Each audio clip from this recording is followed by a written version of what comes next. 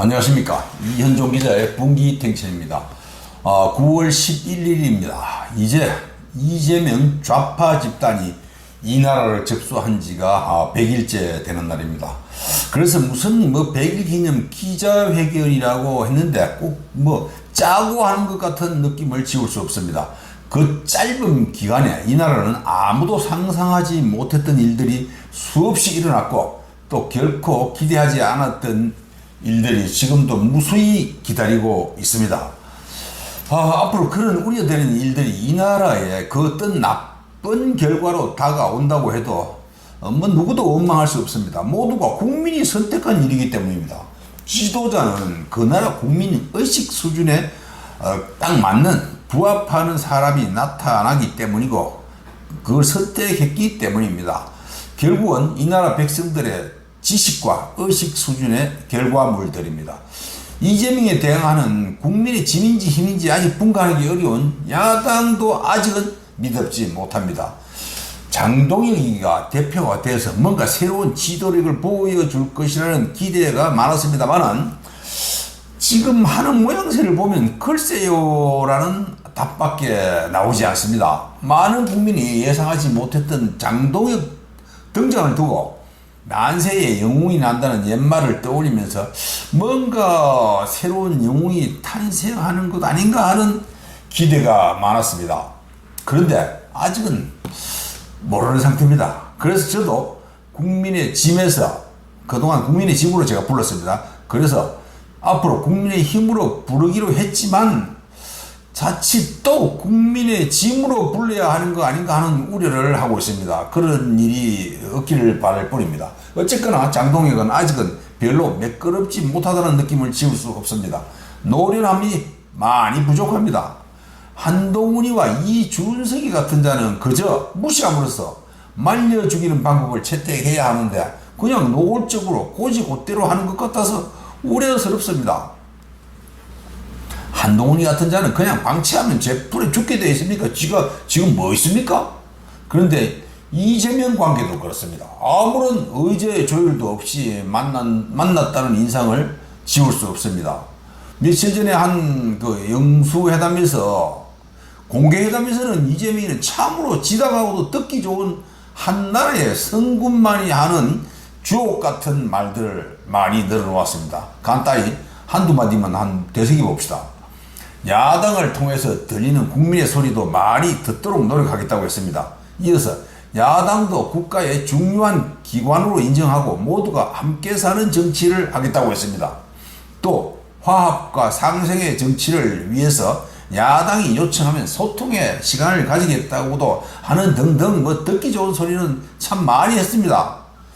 여기서 중요한 것은 여야 대표 민생경제협의체 구성입니다. 이 구성을 합의했습니다. 이거 보면 장동혁이 이건 아직 완전히 이재명이 농간에 놀아나서 덜러리 선거밖에는 안 된 것 같다는 생각입니다. 이재명의 특징은 사람이 있는 데서는 참으로 마음에 드는 말을 잘 한다는 겁니다.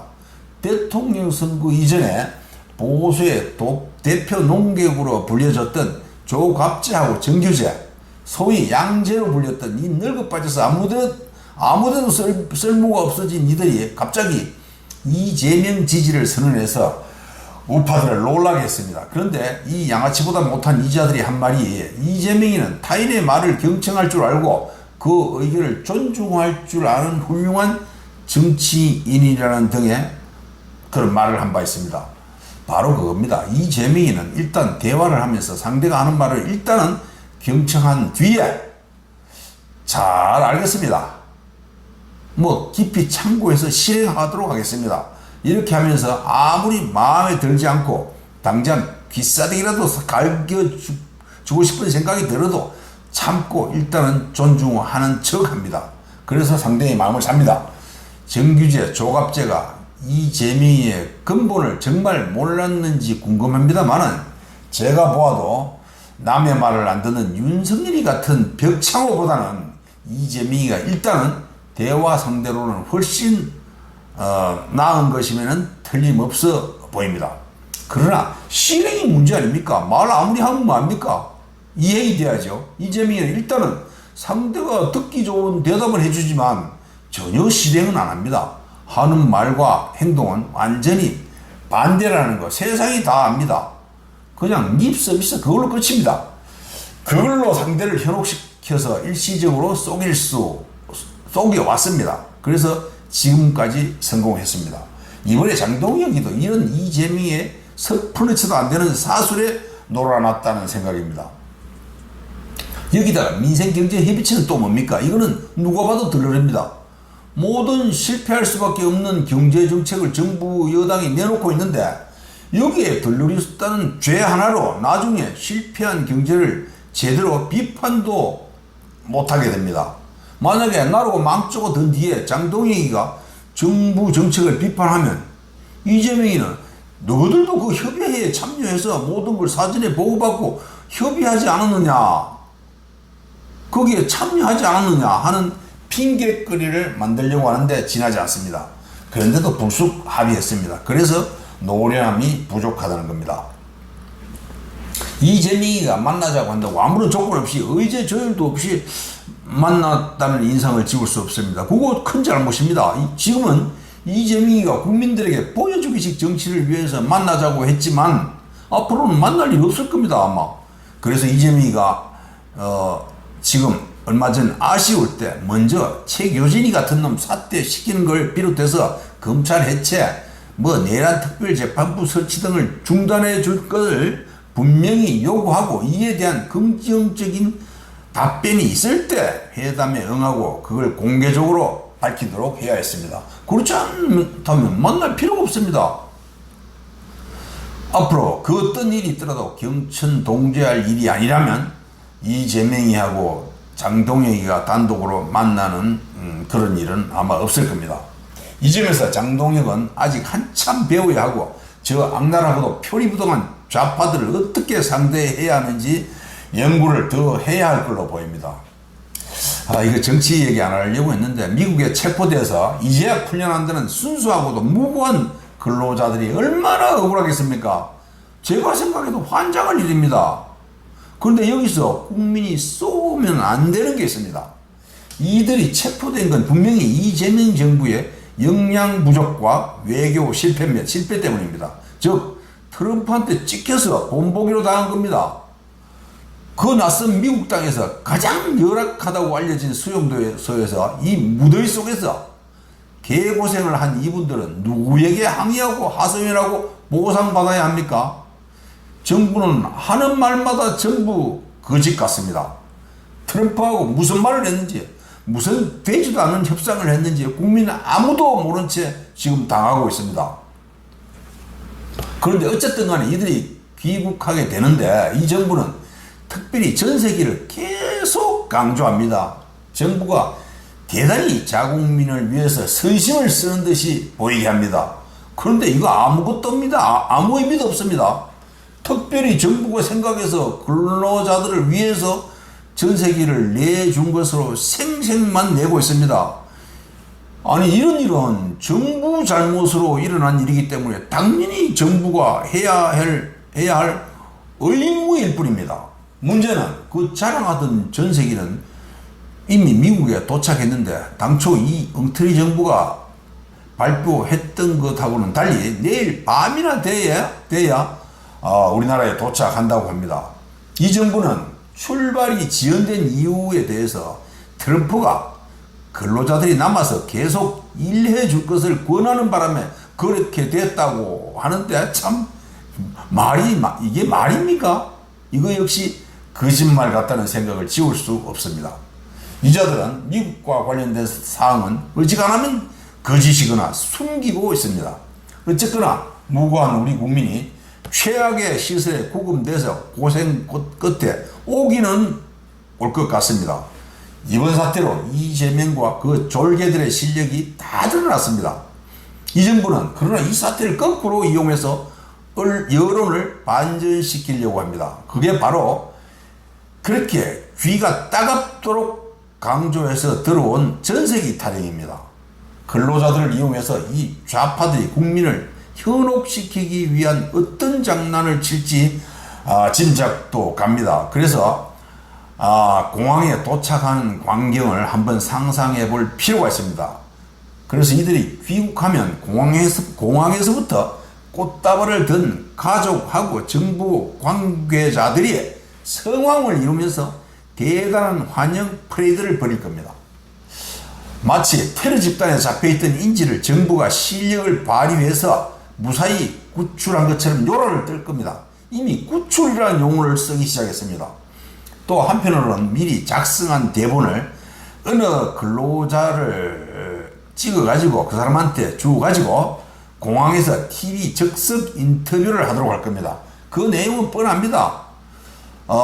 근로자가 이렇게 말하도록 할 겁니다. 미국의 부당한 체포로 억류당해서 고생하면서 자칫 사태가 장기화될 수도 있었지만 정부의 신속한 대처와 적극적인 노력으로 이렇게 조기 귀국하게 돼서 이재명 대통령과 정부에 감사 말씀을 드린다는 등의 천편일률적이고도 판에 박힌 마치 박정희 전두환 시대 때나 했던 것과 같은 장면이 연출될 겁니다.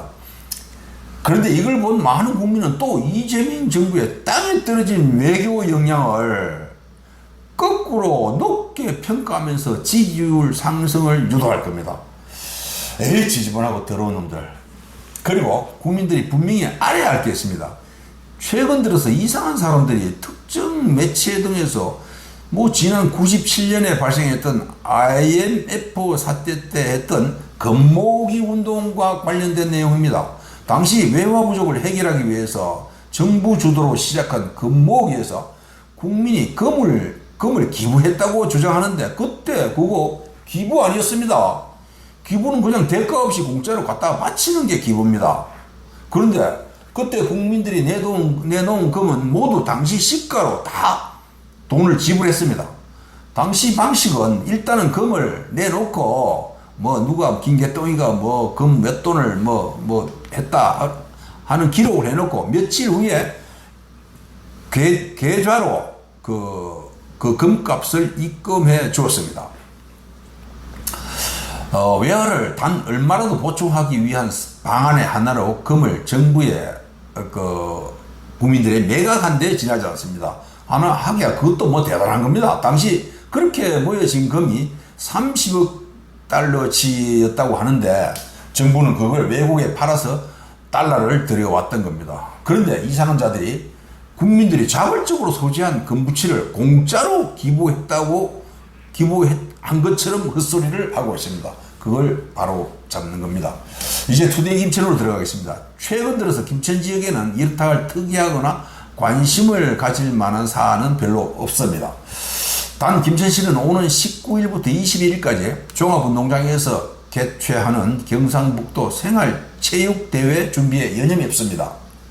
이 대회는 그렇게 시시한 건 아닙니다. 경상북도 22개 시군에서 1만여 명이 참여하는 대규모 대회에서 손님 맞이에 여간 신경이 쓰이는 게 아닙니다. 이 대회가 진행되는 동안에는 시가지 음식점하고 숙박업을 비롯한 자영업자들이 상당히 바빠져서 잠시나마 활력을 되찾을 수 있게 될 겁니다.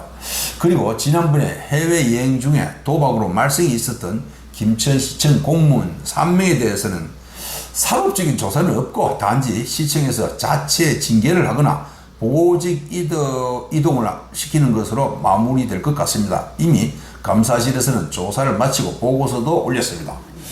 또 찍지천을 비롯해서 폭우가 내리면 차량 침수를 방지하기 위해서 차량 진입을 자동으로 통제하는 차단기 시설과 관련해서도 공무원들이 지금 곤욕을 치르고 있습니다.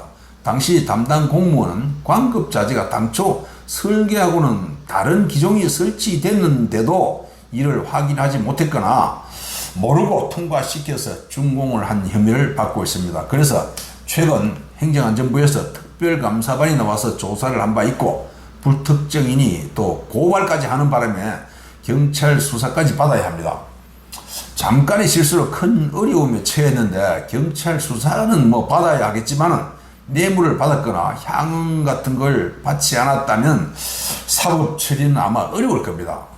당사자와 주변인들은 그 경찰 수사와 관련해서 향응 등의 접대는 절대 받은 일이 없었다고 주장하고 주변인들도 그렇게 확신하고 있습니다.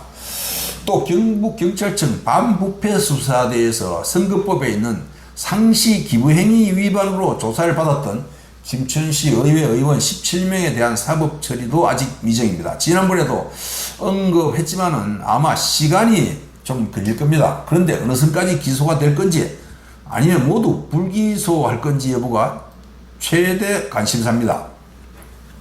문제는 경찰 주변의 의견을 들어보면 이렇게 대대적으로 피의자로 전환해서 수사를 했다는 것은 모두 기소를 전제로 한 거라고 봐야 한다는 겁니다.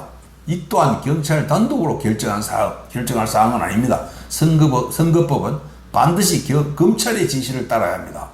만약에 많은 사람이 기소가 된다고 가정하면 내년 지방선거를 앞두고 많은 혼란이 우려됩니다.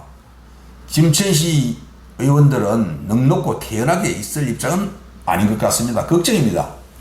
또 몇 년 전에 뇌물과 정치자금법 위반으로 부부가 동시 기소돼서 재판을 받고 있는 김천시청 전 이모 과장에 대한 선고가 이미 수차례 연기된 바 있습니다. 여러 차례 연기된 끝에 지난 8일에도 1심 선고가 예정되어 있었는데 이번에도 멀찌감치 10월 20일로 뚜렷한 이유 없이 연기됐습니다.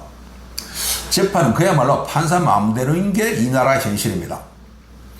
이미 남편인 이모 전 과장은 징역 4년, 부인은 징역 3년 6월을 구형받은 상태입니다. 그래서 한간에는 법정 구속까지 우려됐는데 계속 연기를 하고 있습니다. 이모 과장은 변호인으로 3곳의 로펌을 선임해서 대응하고 있습니다. 상당히 센 높은 변호사들인 걸로 보이는데 시중에서는 역시 센 변호사가 힘을 쓰기는 쓰는구나 하는 말이 회자되고 있습니다. 원래 불구속 상태에서 진행하는 형사재판은 미룰수록 좋다는 말이 있습니다. 그렇게 미뤄지는 과정에서 담당 판사가 호의적인 사람으로 바뀔 수도 있고 또 한편에서는 세상이 어떻게 또 변할지 모르기 때문에 연기하는 게 절대 나쁠 일은 없다는 겁니다. 그리고 참 우려되는 일이 한 가지 있는데 지난 8월 말경에 구성면 상운리 인근에서 고압 철탑 이전 공사를 하던 중에 온열 질환으로 의심되는 사망사고가 있었습니다. 그렇다면 이건 김천 지역 최초 중대재해법이 적용되는 사례가 될 수 있습니다.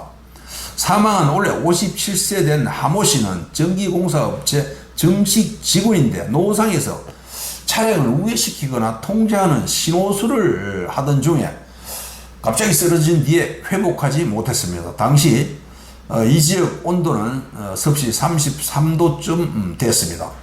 그래서 이거 이재명이가 강조하는 중대재해법에 해당돼서 업체와 사장이 큰 처벌을 받는 거 아닌가 하는 걱정입니다.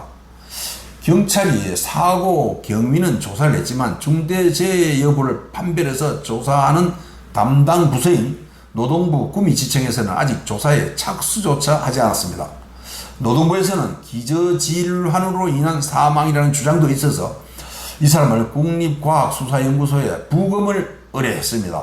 이미 부검은 끝났지만 사망 원인을 가리는 분석 작업이 끝나지 않아서 통보가 오지 않았습니다. 그래서 일단은 국과수에서 사망 원인에 대한 분석 결과를 기다리고 있습니다. 이 사람을 이송한 소방서 구급대원은 온열 질환에 의한 것인지 여부를 현장에서는 판단할 수 없었다고 합니다. 그래서 중대재해에 해당하는 온열 질환이라면 노동부에서 본격적인 조사를 해야 하고 기저질환이 원인이라면 형사사건이 되기는 어려워집니다. 이 경우는 회사와 유족 간의 합의에 의해서 사건이 종결될 수도 있을 겁니다. 이재명이 주장하는 중대재해법은 사회 온갖 영역에서 사업 진행을 위축시킬 수 있습니다.